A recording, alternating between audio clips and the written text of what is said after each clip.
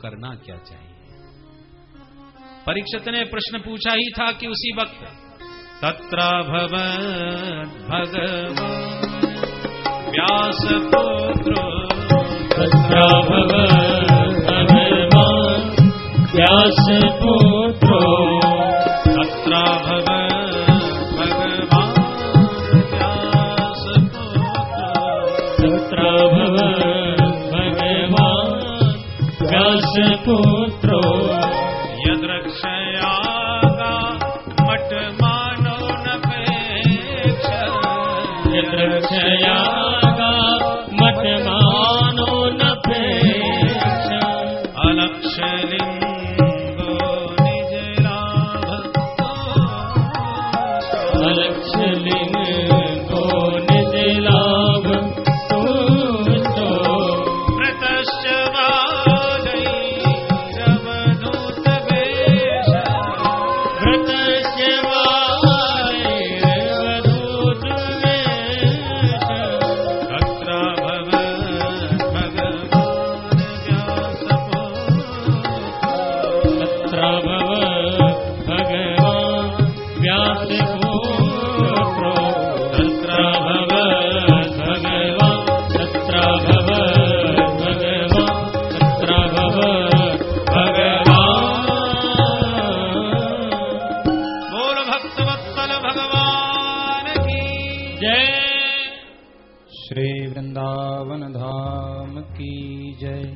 श्री वृंदावन बिहारी लाल की जय। अभी हम लोगों के मध्य में हमारी पूर्व नगर पालिका अध्यक्षा श्रीमती पुष्पा शर्मा, उनके सुपुत्र श्री योगेश द्विवेदी जी, जो हमारे मथुरा वृंदावन लोकसभा क्षेत्र के बहुजन समाज पार्टी के प्रत्याशी हैं, वो मंच पर आए हैं, महाराज जी का स्वागत कर रहे हैं।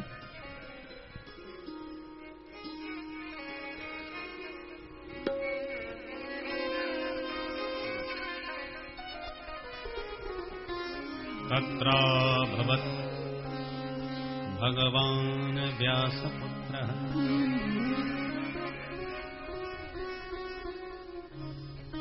व्यासनंदन श्री शुकाचार्य जी के रूप में, मानो सुखदेव जी के रूप में परीक्षित को अनुग्रहित करने के लिए भगवान ही प्रकट हो गए।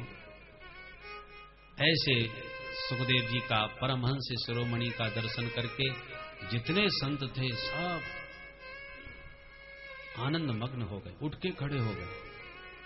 जबकि उनके पूर्वज बैठे हैं, पराशर जी बैठे हैं, व्यास जी बैठे हैं, वशिष्ठ जी बैठे हैं, ये सब पूर्वज हैं। परंतु ऋषियों में वही श्रेष्ठ माना जाता है जिसकी साधना जितनी ऊंची हो। 16 वर्षीय सुखदेव जी को देख करके आज इतने वयोवृद्ध संत सब खड़े हो रहे हैं। ये सुखदेव जी का दिव्य प्रभाव है, दिव्य तेज है। तेजस्वी महापुरुषों के दर्शन से अपने आप उनका प्रभाव काम करता है, कहना नहीं पड़ता। जब वशिष्ठ श्री विश्वामित्र जी महाराज राम जी को लेकर के पहुंचे मिथिला में, अमराई में विश्राम कर रहे थे। जनक जी को पता चला तो मिलने आए, तो राम जी थोड़ा चले गए जरा बगीचा घूमने के लिए। तब तक जनक जी आए और वशिष्ठ जी से, श्री विश्वामित्र जी से मिले।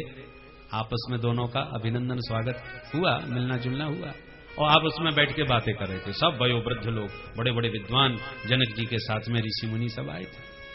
पर उसी समय बगीचा घूम करके राम जी ने प्रवेश किया और जैसे ही राम जी का दर्शन किया तो उठे सकल जब रघुपति आए।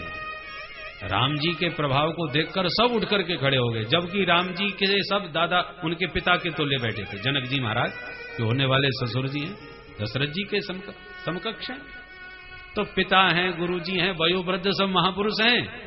पर राम जी का तेज इतना प्रभावशाली था, इतना दिव्य था कि उनको देख करके बैठे रह नहीं सके, अपने आप उठ करके सब खड़े हो गए। तेजस्वियों का वो प्रभाव होता है।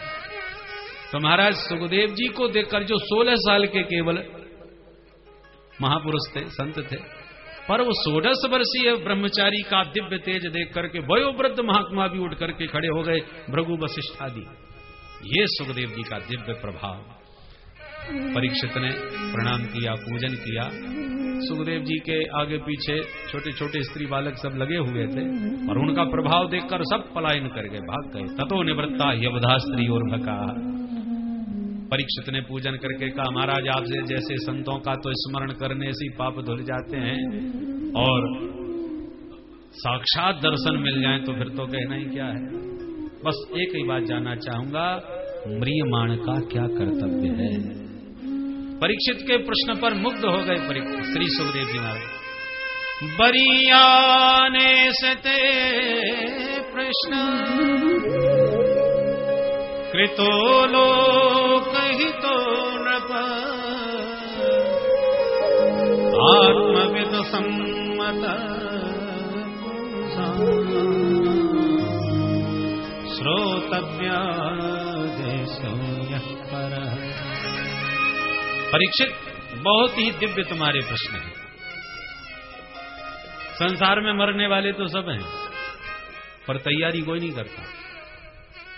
आपको मथुरा जाना हो तो ज्यादा तैयारी की जरूरत नहीं, वृंदावन से जब चाहो द्वारकाधीश के दर्शन करके आ जाओ। दिल्ली जाना हो तो भी कोई बड़ी बात नहीं, पर कलकत्ता बंबई जाना है तो सोचना पड़ेगा भाई रिजर्वेशन कंफर्म हुआ कि नहीं, सामान ठीक से पूरा व्यवस्था लग गया कि नहीं। यात्रा लंबी है। और विदेश जाना हो तो महीनों पहले से तैयारी करनी पड़ेगी। ये थोड़ी उठाई अटैची चल दी है भाई, पासपोर्ट बनवाना पड़ेगा, वीजा लेना पड़ेगा, किस देश में जा रहे हो, बहुत प्रपंच होते हैं। तो जितनी लंबी यात्रा उतना लंबा उसका प्रबंधन होता है, तैयारी होती है। पर एक यात्रा इतनी लंबी है कि वहां जाने के बाद कोई लौट के भी नहीं आता।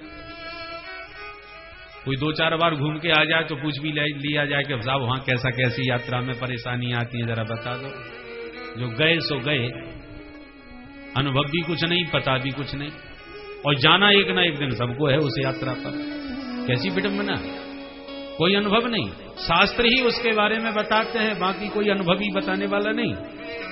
और उस यात्रा पर जाते हुए लोगों को हम देख रहे हैं कि फलाने जी चले गए, फलाने जी चले गए, और ये भी पता है कि एक दिन हमको भी उस यात्रा पर निकलना है। पर जिस यात्रा पर एक ना एक दिन सबको निकलना है, उस यात्रा के लिए सूटकेस किसी का तैयार नहीं, उसकी कोई किसी के मन में तैयारी की भावना भी नहीं कि कब नंबर आ जाए, कोई पता भी नहीं। तारीख का भी भरोसा नहीं, किस तारीख जाना पड़े। जाना एक ना एक सबको पड़े। जैसे कन्या जन्म लेती है तो माता पिता के साथ कितने प्यार से रहे, कितना भी अनुराग रहे, अंत में एक न एक दिन उसे ससुराल जाना ही पड़ता है, मायका छोड़ना पड़ता है। अब बुरा लगे चाहे अच्छा लगे, कन्या को तो एक न एक दिन घर छोड़ करके अपनी ससुराल में जाना ही पड़ेगा। इसलिए बुंदेलखंड में एक बड़ा सुंदर गीत है, आपको 2 पंक्तियां सुनाई देते हैं। पुराने जमाने में विवाह जल्दी होता था, पर गौना बहुत दिनों बाद होता था। तो असली बिटिया की विदाई तो गौने में होती थी। तो उस समय विदाई में सबसे ज्यादा बुरा लगता था गौना के समय। इसलिए कहते हैं, अरे बुरो लगे चाहे नो जी, बुरो लगे चाहे नो जी, एक दिन गौनो हो नो जी। बुरो लगे चाहे नो जी, एक दिन गौनो हो नो जी। इस गीत में बुंदेलखंड के कुछ शब्द हैं। नो माने अच्छा लगे चाहे बुरा लगे। बुरो लगे चाहे नो जी, एक दिन गौनो हो नो जी। बुरो लगे चाहे नो जी, एक दिन गौनो हो नो जी। आयल बहुआ लौटत नैया, आयल बहुआ लौटत नैया, आयल बहुआ लौटत नैया, आयल बहुआ लौटत नैया। चाहे तौल दो सोनो जी, एक दिन गौनो हो नो जी। चाहे तौल देव सोनो जी, एक दिन गौनो हो नो जी। अरे बुरो लगे चाहे नो जी, एक दिन गौनो हो नो जी। बुरो लगे चाहे नो जी, एक दिन गौनो हो नो जी।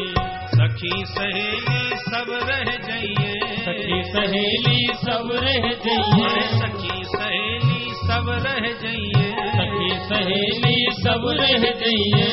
दिन सब खां रोनो जी, एक एक दिन गोनो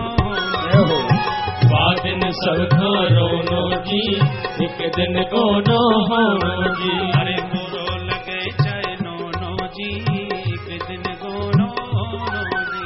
गोरो लगे चाहे नोनो जी, एक दिन गोनो होनो जी।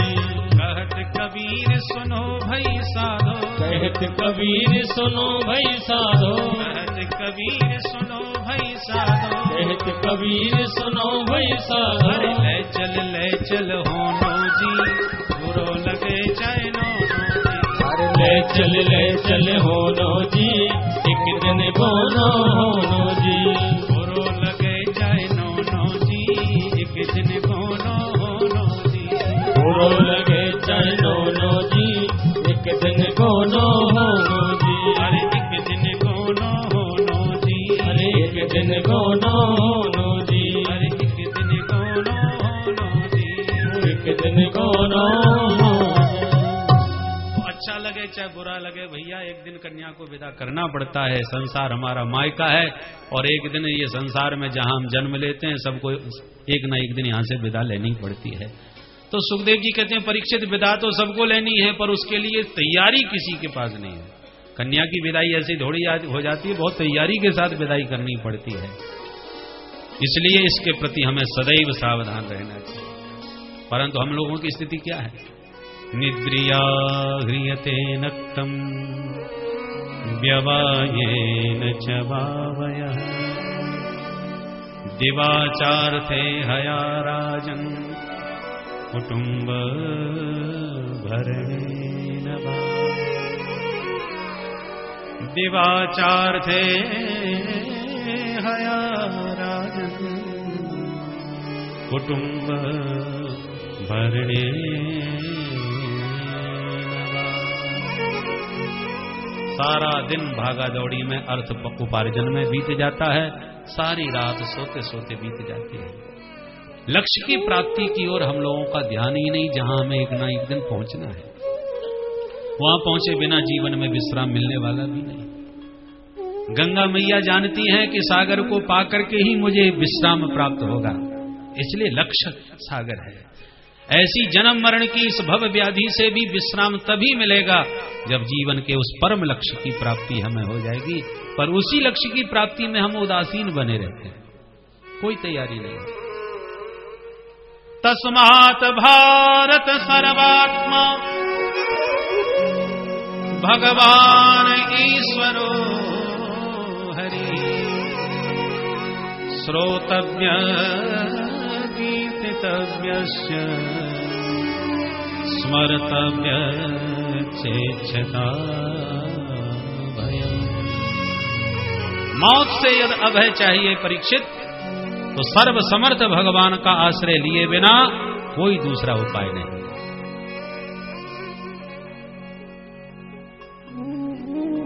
पुलिस वाले परेशान कर रहे हो तो पुलिस के जो बड़े अधिकारी हैं, एसपी साहब, कलेक्टर साहब, उनसे जान पहचान रिश्तेदारी कुछ बना लो।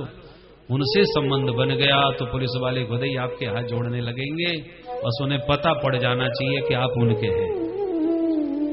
उसी प्रकार मौत रूपी इस आतंक का भय हमारे जीवन में तभी तक है जब मृत्यु के भी मालिक उस मुरली मनोहर माधव से हमारा संबंध नहीं बन गया। ध्रुव जी मृत्यु के सिर पर पैर रख करके गए थे परमात्मा के पास, मौत का कोई डर नहीं। मृत्योर्मूर्ध्नि पदम दत्वा, क्योंकि भगवान कहते हैं मृत्युश्चरति मद भयात्, ये मौत मेरे भय से चलती है।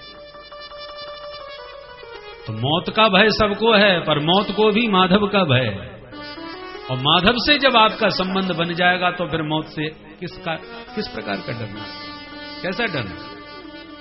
तो संबंध बनाया कैसे जाए?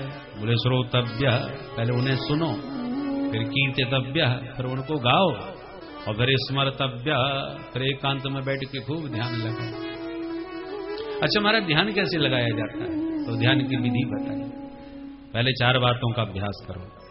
जितासनो जितश्वासो जित संगो जितेन्द्रियः स्थूले भगवतो रूपे मनः संधारय। आसन की सिद्धि करो, प्राणायाम के द्वारा माध्यम से श्वास पर संयम करो, असंग रहने का अभ्यास करो, इंद्रियों पर अपना संयम करो। 4 बातों का अभ्यास करने के बाद पहले स्थूल ध्यान करो। स्थूल ध्यान क्या है? विश्व जगत, विश्व प्रपंच में जो भी आपको जहां तक दिखाई पड़ रहा है, सिय राम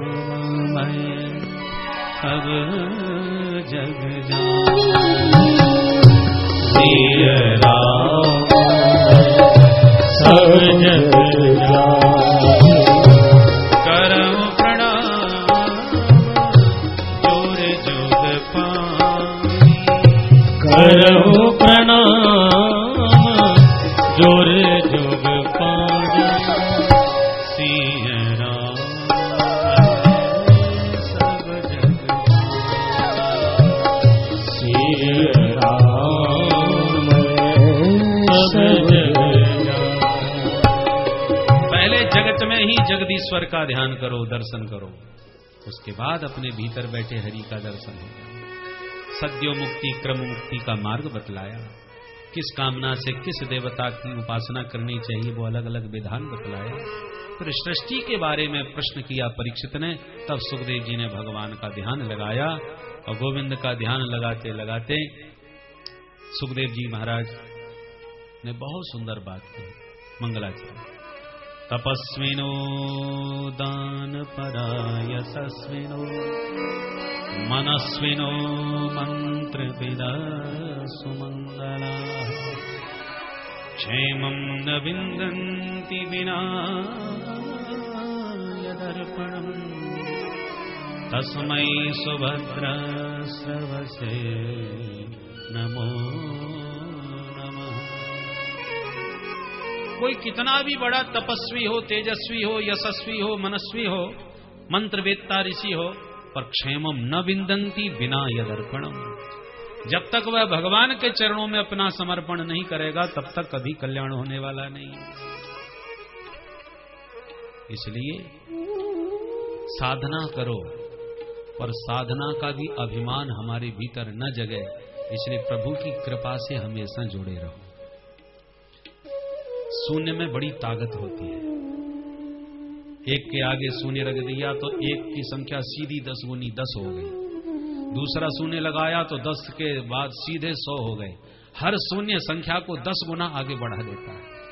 और शून्य में अहंकार आ गया, वारे हम देखो हमारा प्रभाव, लड़ बैठे आपस में, मैं बड़ा, झगड़ा ज्यादा बढ़ा तो आदि का अंक बोल पड़ा, भैया आप ही बड़े बने रहो, हम तो ये चाहिए।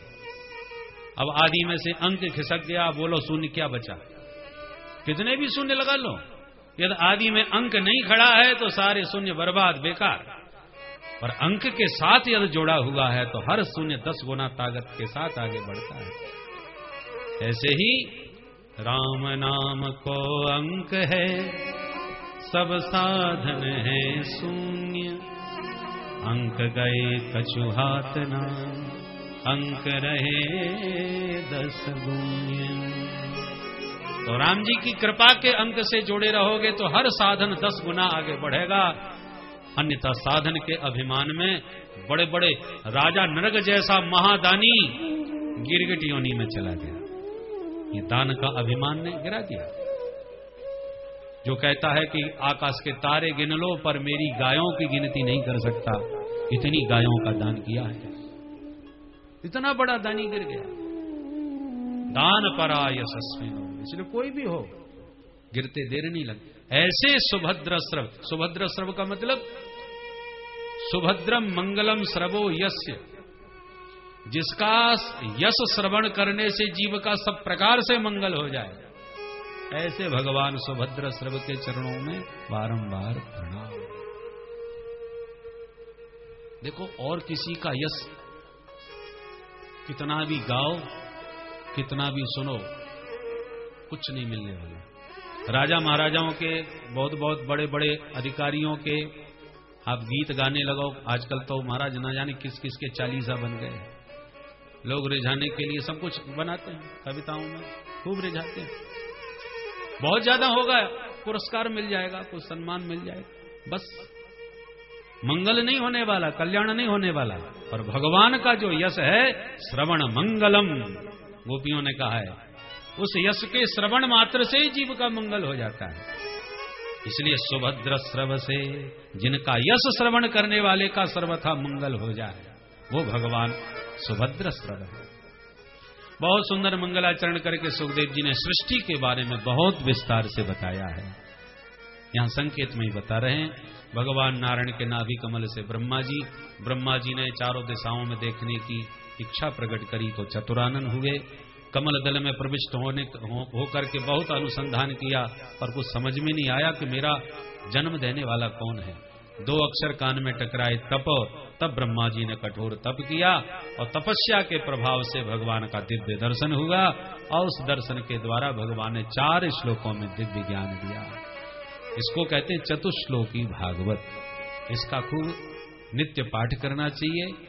इसके एक एक शब्द में जो गंभीर है उसका चिंतन करना चाहिए। देखो, बीज छोटा सा होता है पर उसमें विराट वृक्ष की सामर्थ्य होती है, और विराट वृक्ष तो बाद में खाद पानी पा करके बनेगा, बीज में वो सूक्ष्म शक्ति होती है। तो 4 श्लोकों की जो चतुश्लोकी भागवत है, उसी में संपूर्ण भागवत का सार सर्वस्व सन्निहित है। इसलिए इन 4 श्लोकों का नित्य पाठ करें। 4 श्लोकों में क्रमशः प्रथम श्लोक में तत्व की चर्चा है, दूसरे श्लोक में संसार की माया का स्वरूप बतलाया है, तीसरे श्लोक में संसार का स्वरूप, और चौथे श्लोक में जिज्ञासु का स्वरूप समझाया है। 4 श्लोकों में भगवान ने यह दिव्य तत्व ब्रह्मा जी को प्रदान किया। इसके 10 लक्षण बतलाए, जैसा महाराज जी ने बताया था श्री शंकराचार्य भगवान ने कल, कि जो सामान्य पुराण हैं उनके 5 लक्षण होते हैं, और जो महापुराण होते हैं उनके 10 लक्षण बतलाए। तो भागवत के 10 लक्षण क्या कौन कौन से हैं? सर्ग, विसर्ग, स्थान, पोषण, ऊति, मनमंत्र कथा, ईशानु कथा, निरोध, मुक्ति और आश्रय। ये भागवत के 10 लक्षण हैं, जो क्रमशः तृतीय स्कंद से 12 स्कंद निरूपण किए गए हैं। तृतीय स्कंद में सर्ग का, तृतीय स्कंद में सर्ग का, और चतुर्थ स्कंद में विसर्ग का, ऐसे क्रमशः इन स्कंदों में इसका लक्षणों का वर्णन है। सर्ग माने सृष्टि, तो तृतीय स्कंद में सृष्टि का बहुत विस्तार से वर्णन किया गया है। इस सृष्टि में पहले तृतीय स्कंद में विदुर जी का चरित्र है कि विदुर जी महाराज धर्मावतार हैं, पर दुर्योधन के द्वारा अधर्म का आश्रय लिया तो धर्म रूप विदुर जी ने त्याग दिया। देखिए, याद रखिए, धर्मो रक्षति रक्षितः, जो धर्म की रक्षा करेगा धर्म उसकी रक्षा करेगा। कौरव पक्ष में धर्म है विदुर के रूप में, और पांडव पक्ष में धर्म है युधिष्ठिर के रूप में, दोनों धर्मावतार हैं। परंतु फिर पांडव विजयी हो गए और कौरव मारे गए, ऐसा क्यों हुआ? क्योंकि कौरवों ने अपने धर्म रूप विदुर का परित्याग कर दिया, और विदुर को त्यागते ही कौरव धर्महीन धर्मनिरपेक्ष हो गए। और जब धर्महीन धर्मनिरपेक्ष विदुर के त्यागने पर कौरव हो गए तो परिणाम क्या हुआ उसका? बोलो राधे राधे। राधे राधे। अस कह चला विभीषण जब ही, आयुहीन भय सब तब ही। धर्मात्मा विभीषण जब तक लंका में रहे, लंका सुरक्षित रही, पर विभीषण को लंका में जब लात मार के निकाल दिया गया तो आयुहीन सब निशाचर हो गए। आज मनुष्य विकास के नाम पर जो विनाशोन्मुखी गति अपनी प्रवाहित हो रहा है, यदि धर्म का आश्रय नहीं लिया, धर्माचार्यों से धर्म के मर्म को नहीं जाना, तो एक दिन स्वयं जैसे माचिस की तिल्ली स्वयं जलती है और दूसरे को भी जला के भस्म कर डालती है, ऐसी व्यक्ति स्वयं आत्म हनन करने की ओर अग्रसर हो रहा है। इसलिए धर्म का आश्रय लेना चाहिए, धर्म के मर्म को समझना चाहिए, कर्तव्य पर विचार करना चाहिए यदि अपनी सुरक्षा चाहें तो। अन्यथा मनमुखी यदि विकास जरूर होना चाहिए, विकास का विरोध नहीं है, परंतु विकास कैसा होना चाहिए है? आज का जो विकास है वो बहिर्मुखता की ओर हमें ले जा रहा है। जब तक हम अंतर्मुखी नहीं होंगे और अंतर्मुखता का विकास जब तक नहीं होगा, तब तक न सुख मिल सकता है न शांति मिल सकती है। भोग सामग्री तो विदेशों में बहुत है, फिर भी जरा वहां जाकर के देखो वहां की हालत क्या हो रही है। भोग सामग्री की वहां कमी नहीं है, फिर भी लोग भाग रहे हैं, अशांत हैं, क्योंकि भीतर से खोखले हैं। भीतर में जब तक भराव नहीं होगा, आत्म सुख की प्राप्ति का वह दिव्य आनंद नहीं आएगा, तब तक भोग सामग्री चाहे जितनी जुटा लो, जीवन में सुख शांति कदापि नहीं आ सकती। बोलो राधे राधे। विदुर जी रूप में धर्म का त्याग कर दिया कौरव, अब उसी पल आयुहीन हो गए। और विदुर जी ने जब मैत्रेय मुनि का आश्रय लिया हरिद्वार में जाकर के, तो विदुर मैत्रेय संवाद प्रारंभ हुआ। और विदुर जी को भी मैत्रेय जी ने सर्वप्रथम सृष्टि के बारे में विस्तार से समझाया कि ब्रह्मा जी ने जब सृष्टि का शुभारंभ किया तो सबसे पहले शुभ संकल्प से सनकादिक सारे ऋषियों को प्रकट किया। चारों से कहा बच्चों तुम भी सृष्टि का विस्तार करो, तो चारों ने मना कर दिया। तो ब्रह्मा जी को क्रोध आ गया और उनका क्रोध ही भ्रकुटी भेदन करके भगवान रुद्र के रूप में प्रकट हो गया। बोल शंकर भगवान की जय। भोलेनाथ ने कहा मुझे नाम दो और काम दो, तो बोले नाम तो रुद्र है, काम यही है कि सृष्टि का विस्तार करो। तो भोले बाबा ने भूत प्रेत डाकिनी पिशाचिनी खूब पैदा कर डाली। ब्रह्मा जी बोले बस बस बेटा हो गई सृष्टि, ये भयानक सृष्टि नहीं करनी। तो भोले बाबा तो भजन में मस्त, अब ब्रह्मा जी फिर व्यस्त, अब क्या करें। तो अब की बार ब्रह्मा जी ने दिव्य संकल्प से 10 ऋषियों को जन्म दिया। मरीचि, अत्रि, अंगिरा, पुलस्त, प्रलह, क्रतु, भृगु, वशिष्ठ, दक्ष और देवर्षि नारद। और वाणी से भगवती सरस्वती को प्रकट किया, छाया से कर्दम ऋषि को प्रकट किया, अंत में वामांग से कन्या और दक्षिणांग से पुरुष को जन्म दिया। नाम हुआ मनु शत्रुपा। ब्रह्मा जी बोले तुम दोनों मिलकर के अब मैं तुम्हें सृष्टि का शुभारंभ किया करो। तो मनु शत्रुपा से मानव सृष्टि का शुभारंभ हुआ है। मनु शत्रुपा की 5 संतान हुई, 3 बेटी 2 बेटा। बेटी हैं आकुति, देवहूति, प्रसूति और बेटा है प्रियव्रत और उत्तानपाद। तो मनु पुत्र होने के नाते हम सब मानव कहलाते हैं। मनु के पुत्र हैं इसलिए मनुष्य हैं, मानव हैं ये सब हमारे। अब आजकल मनु महाराज को लोगों ने गाली देना प्रारंभ कर दिया कि मनुवादी लोग हैं, मनुवादी। बोलो राधे राधे। हम प्रश्न करना चाहते हैं कि हम छाती ठोक के कहते हैं हम मनुवादी हैं, क्योंकि मनु की संतान है इसलिए हम मानव हैं। और मानव धर्म का संविधान मनु महाराज ने सबसे पहले बनाया। कुछ साल पहले अम्बेडकर जी ने जो संविधान बनाया उसमें भी कितने संशोधन हो गए हैं और उस पर विचार चल रहा है। तो मनु महाराज ने उस काल में संविधान बनाया था। उस काल के संविधान में आज के परिप्रेक्ष्य में यदि कोई बात आपको समझ में नहीं आती तो क्या आप उनको गाली देना प्रारंभ करेंगे? ये तो उचित नहीं है। अरे अम्बेडकर जी ने बनाया संविधान और आपको समझ में नहीं आया तो जो समझ में नहीं आया उस पर विचार किया जाता है। इसका कारण ये तो नहीं है कि कोई संविधान आपकी समझ में नहीं आए तो आप उनको गाली देना प्रारंभ कर दें। तो उस काल का संविधान बनाने वाले प्रथम संविधान यदि सृष्टि में बना है तो वो मनु महाराज का है, जिसको हम मनुस्मृति कहते हैं। वो भारतीय संविधान था, मनु महाराज का बनाया हुआ।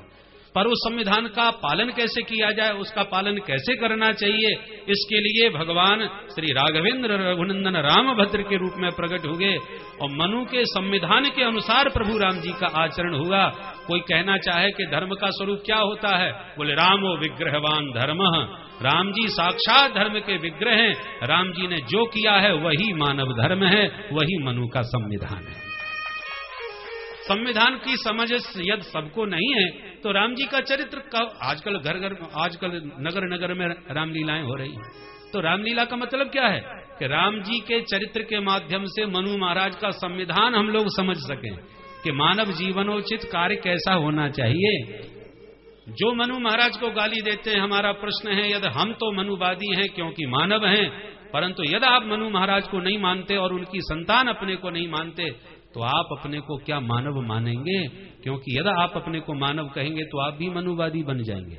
मनु के पुत्र तो आप भी हैं। और यदि आप मनुवादी नहीं हैं, मनु से आप अपना संबंध नहीं रखते तो आपको मानव कहलाने का अधिकार नहीं है। तो फिर आप अपने आप को क्या मानते हैं यदि आप मानव नहीं है? तो ये उनको स्वयं विचार करने की आवश्यकता है। कहने का तात्पर्य यह है कि सृष्टि के आदि में महाराज मनु का संविधान था, इसलिए हमें उनका आदर करना चाहिए, मनुस्मृति के अनुसार अपने जीवन का आचरण करना चाहिए। तो निस्संदेह हमें परम धर्म की प्राप्ति होगी, जिसकी चर्चा महाराज श्री आपको करके गए थे। उस परम धर्म की प्राप्ति के लिए मनु महाराज के संविधान से चलना पड़ेगा। ये धर्मानुकूल संविधान है, शास्त्रानुकूल संविधान है। कोई बात समझ नहीं आती तो आचार्यों के पास बैठकर उसका विचार करो, उसका चिंतन करो, उसका समाधान करो। कोई बात समझ में ना आने पर गोस्वामी जी महाराज ने रामचरितमानस से नाना पुराण निगमागम सम्मतम यद सबका सार सर्वस्व निचोड़ करके रामचरितमानस में हमको दे दिया। अब कोई चौपाई आपके गले नहीं उतर रही, समझ में नहीं उतर रही, तो समझने का प्रयास करो। जो बात शास्त्र की समझ में ना आवे वो मतिर दौर्बल्यम न तू मत दौर्बल्यम। ऋषियों का मत दुर्बल नहीं है, हमारी मति दुर्बल है, इसलिए हमको समझ में नहीं आ रहा है।